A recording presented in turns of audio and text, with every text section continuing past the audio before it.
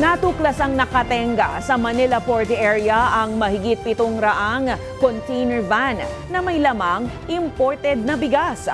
Ayon sa Philippine Ports Authority, sinadyang iwan ng mga consignee ang mga bigas para ibenta kapag tumaas na ang presyo sa merkado. May balitang A to Z si Ian Maghanoy. Magpapataw na po tayo ng penalty kapag hindi pa po nila nilabas dito sa dito sa ating yarda. Yan ang planong pagmumulta ng Philippine Ports Authority sa mga consignees na nag-iiwan ng matagal ng kanilang kargamento sa Manila Port area.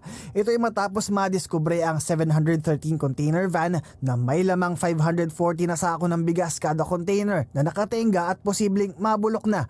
Mula 700 pesos na multa kada container, isinusulong na gawing doble ito at gawing 1,400 pesos na. Mas mura pa rin po na magbayad ng storage dito sa loob ng pantalan kesa po dalhin nila sa kanilang pribadong warehouse. Umaabot na kasi ang iba ng higit isang taon dahil hindi kinukuha ng 20 consignees at lampas-lampas na sa itinakdang 5 araw lamang kung saan libre ang storage.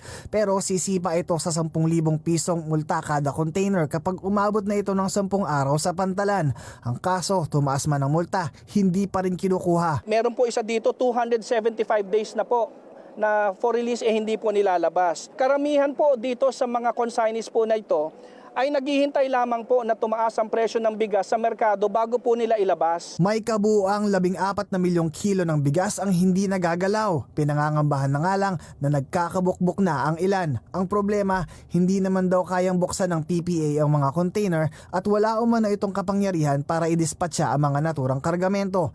Kakailanganin daw muna kasi ang tax clearance mula sa Bureau of Internal Revenue at taripa sa Bureau of Customs bago ito mailabas ng pantalan at tuluyang makuha ng consignee. And it is unfair that there will be attributions na ang port congestion kung saan ang PPA ang dapat na namamahala ay nakakadagdag sa presyo ng bigas. Dahil hindi pa rin nabubuksan ang mga kargamento, hindi pa rin tiyak ang halaga ng mga lamang imported na bigas. Nakikipag-ugnayan na ang PPA sa Department of Agriculture para mapabilis ang paglalabas ng mga kargamento, habang iminungkahi nilang magbigay ng import permit sa mga consignees para ma-release ang mga container sa loob ng 1 araw, imbes na 5 araw.